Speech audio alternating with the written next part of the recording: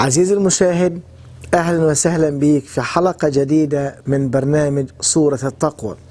وبنعمة ربنا في الحلقة دي سنتحدث عن شخصية دواغ الأدومي.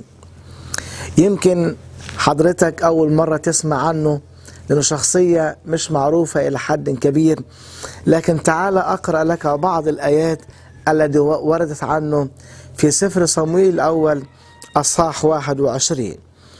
تقول كلمة الله في صموئيل الأول 21 عدد 7: وكان هناك رجل من عبيد شاول في ذلك اليوم محصورا أمام الرب، اسمه دواغ الأدومي رئيس رعاة شاول. يا ترى مين دواغ الأدومي ده؟ دواغ الأدومي هو أحد عبيد شاول، ومن كلمة الأدومي نفهم أنه من نسل أدوم، وأدوم هو عيسو، يعني دواغ واحد من نسل عيسو، وكان شغال عبد من عبيد شاول. وفي يوم من الأيام، في اليوم اللي اتكلم عنه الكتاب هنا، أنه راح للملك للكاهن أخي مالك، والكلام ده نعرفه من بداية الأصحاح عندما يقول: فجاء داود إلى نوب إلى أخي مالك الكاهن. نوب دي مدينة كان يسكن فيها أخي مالك الكاهن. فاضطرب أخي مالك عند لقاء داود وقال له: لماذا أنت وحدك وليس معك أحد؟ فقال داود لأخي مالك الكاهن: إن الملك أمرني بشيء وقال لي: لا يعلم أحد شيئا من الأمر الذي أرسلتك فيه وأمرتك به، وأما الغلمان فقد عينت لهم الموضع الفلاني والفلاني، والآن فماذا يوجد تحت يدك؟ أعطي 5 خبزات في يدي أو الموجود.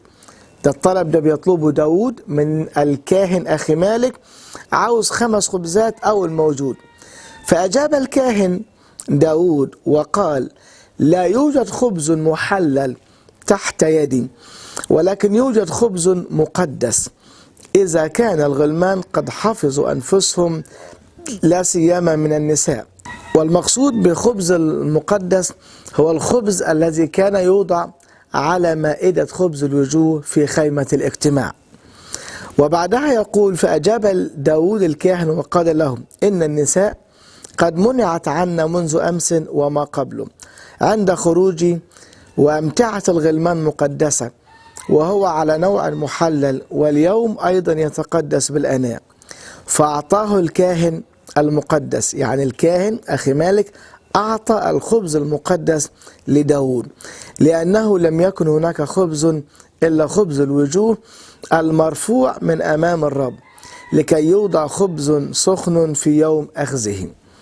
بعد الكلام ده مباشرة يبتدي يكلمنا عن دواغ الأدومي، وبصراحة بيوصفه بوصف غاية في العجب. يقول: كان هناك رجل من عبيد شاول في ذلك اليوم، اسمع التعبير ده، محصورا أمام الرب. يعني إيه محصورا أمام الرب؟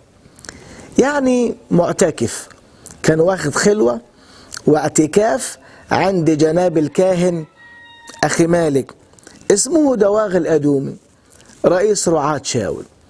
والسؤال، كلمة محصورا أمام الرب دي كلمة توحي بشخص تقي، شخص له علاقة حقيقية بربنا، وواخد خلوة أو معتكف في مكان بعيد عن الناس وعن أعين الناس. واحد معتكف يعني ساب العالم ومشاكل العالم وضوضاء العالم وبيختلب ربنا. معتكف كلمة جميلة جدا، بس جميلة إمتى؟ جميلة لما تكون نابعة من حياة شخص له علاقة بربنا وشخص فعلا مستقيم. لكن الشيء الغريب انه اصحاح 21 يكلمنا عن دواغ الأدومي المعتكف امام الرب، لكن صموئيل الاول 22 يكلمنا عن دواغ الأدومي القاتل الذي قتل 85 كاهن للرب. اسمع ماذا يقول في عدد 18: فقال الملك لدواغ، الملك شاول بيكلم دواغ: در أنت وقع بالكهنة، يعني أنت خلص على الكهنة دول. فدار دواغ الأدومي ووقع هو بالكهنة، وقتل في ذلك اليوم 85 رجلا لابسي أفود وكتان. تخيل، واخد بالك معايا؟ الشخص اللي الأصح اللي فات كان محصور قدام الرب معتكف، في الأصح ده يرتكب أبشع جريمة قتل، مذبحة. 85 كاهن قتلهم دواغ في ذلك اليوم لابسين أفود كتان. وهنا بفتكر الآية اللي الرب وصف بها شعبه في العهد القديم في سفر أشعياء الأصح الأول، عندما قال لهم: لست أطيق الإثم والاعتكاف. لست أطيق الإثم والاعتكاف. وده اللي كان واضح جدا جدا في حياة دواغ. لست أطيق الإثم. إيه الإثم اللي ارتكبه؟ قتل 85 كاهن للرب في يوم واحد، مذبحة بشعة. طب والاعتكاف؟ كان معتكفا أمام الرب، محصورا أمام الرب. والشخصية دي، شخصية دواغ الأدومي، بتفكرني بناس. الناس دول أخذوا من الدين الصورة فقط، المظهر فقط، لهم صورة التقوى ولكنهم منكرون قوتها. شخص بيحافظ على انه يروح خلوة، ياخد يومين 3 خلوة ويعتكف فيها في مكان معين مع اشخاص معينين. تقول طب ودي فيها ايه؟ دي شيء حلو. طبعا شيء جميل جدا، بس كمل باقي الصورة. مش بيعتكف قدام الرب حبا في الرب وحبا في التقوى الحقيقية اطلاقا.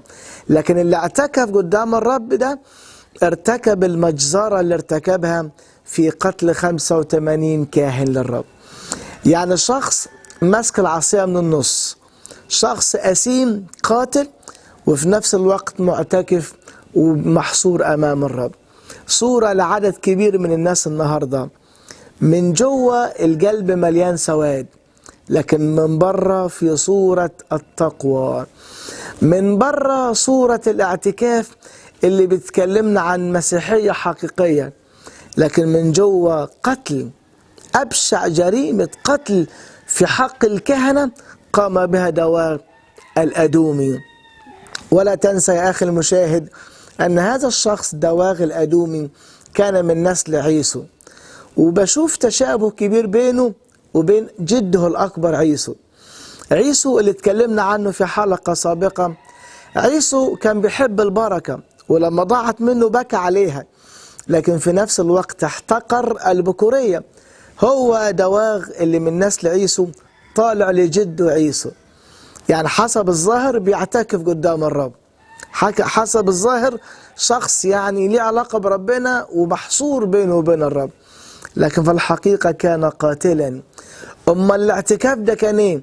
كان تمثيلية، كان منظرة قدام الناس، كان مسرحية بيعملها عشان يخدع نفسه ويخدع الآخرين. أخي الحبيب، أرجوك اوعى تمثل الدين، اوعى تمثل التقوى. التقوى الحقيقية لا يمكن تمثيلها. التقوى الحقيقية لها قوة ولها فاعلية حقيقية. اوعى تكون بتاخد الدين صورة أو منظرة، لكن الدين حقيقة هو شخص المسيح عندما يدخل الحياة ويغيرها. أخي العزيز، المسيحية الحقيقية ليست دينا يعتنق، لكن المسيحية الحقيقية عبارة عن شخص المسيح يسكن القلب يغيره. إذا سكن المسيح قلبك وحياتك يجب أن تتغير 180 درجة. إذا دخل روح الله قلبك وسكن فيه حتما ستتغير. لكن إذا لم يسكن فيك روح الله، لو اكتفيت بالمظهرية الدين فقط، اعلم أنك تكون ممثل، ولو كنت ممثل للدين فقط هيجي لك يوم وتتكشف، وإن ما جالكش اليوم تتكشف هنا على الأرض هتتكشف فوق قدام ربنا. أخي الحبيب، راجع نفسك وفكر في هذا الكلام الخطير. معلش لو كان كلام صريح شوية ما تتضايقش من صراحة الكلام، لكن أرجوك خد الكلام بجدية من الرب وبرسالة من الرب شخصيا ليك، وقول للرب: رب أنا مش هكون ممثل تاني، مش هكون مخدوع تاني، لكن بسلمك قلبي وحياتي. اقبلني وغيرني، غير حياتي واسكن فيا بروحك القدوس. وإلى اللقاء يا عزيزي المشاهد في حلقة أخرى، والرب معك.